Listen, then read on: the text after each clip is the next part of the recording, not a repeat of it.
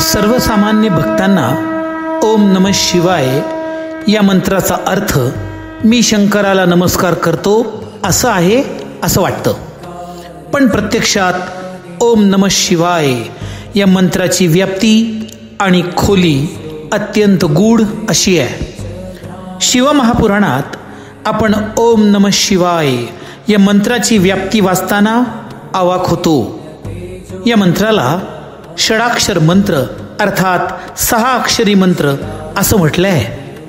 वेद आणि शैवशास्त्रामध्ये या मंत्राला सर्वश्रेष्ठ मंत्र असं म्हटलं आहे. या मंत्रात 6च अक्षरे असली तरी यात सर्व वेदांचं सार आहे. हा मंत्र म्हणजे प्रत्यक्ष शिवाचं गंभीर वचन आहे.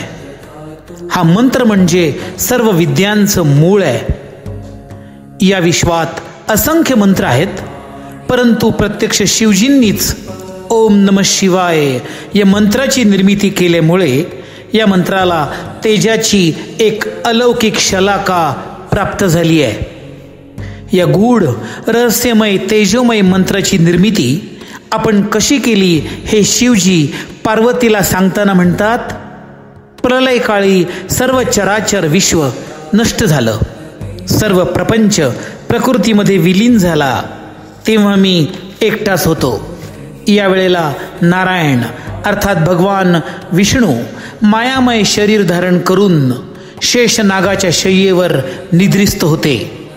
त्यांच्या नाभी कमळातून पंचमुखी ब्रह्माजींचा जन्म झाला.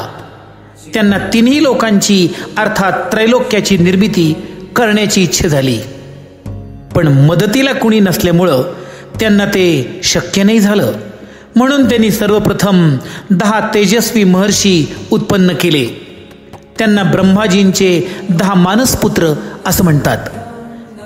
त्यांची रिद्धी म्हणा, त्यांची सिद्धी म्हणा किंवा शक्ती म्हणा, ही वाढवण्याची विनंती करताना ब्रह्माजी शिवजींना म्हणाले, महादेव माझ्या पुत्रांना शक्ती प्रदान करा. म्हणून शिवजींनी ब्रह्माजींच्या एक मुखाला एक अक्षराचा या क्रमाने पंचाक्षराचा उपदेश केला. पुढे महर्षींनी दिव्य तपश्चर्या केली आणि विश्वाची निर्मिती झाली. शिवजी म्हणतात, हे देवी पार्वती, ओम नमः शिवाय यातील नमः शिवाय या 5 अक्षरांचं गायत्री, अनुष्टुप, त्रिष्टुप, बृहती आणि विराट हे 5 छंद आहेत. तर इंद्र, रुद्र, विष्णू, ब्रह्मा आणि स्कंद हे या 5 अक्षरांचे देव आहेत. या 5 अक्षरांचं स्थान म्हणजे पूर्व, पश्चिम, दक्षिण, उत्तर आणि ऊर्ध्व या दिशा आहेत.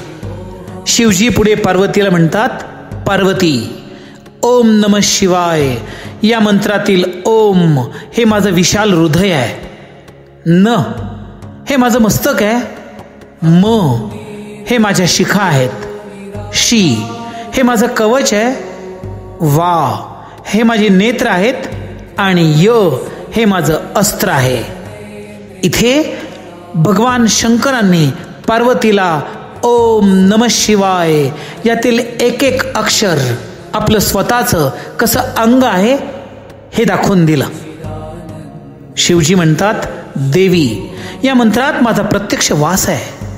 ओम नमः शिवाय या मंत्रात प्रत्यक्ष माझं वास्तव्य आहे. या मंत्राचं एक विशेष असे, हा मंत्र स्वयंसिद्ध असल्याने या मंत्राला सिद्ध करण्याची आवश्यकता नाही.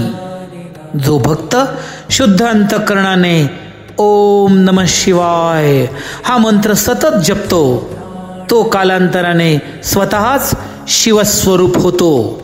म्हणून आपल्या साधनेत सतत मंत्र ठेवूया, ओम नमः शिवाय, ओम नमः शिवाय, आणि होऊन जाऊया शिवमय.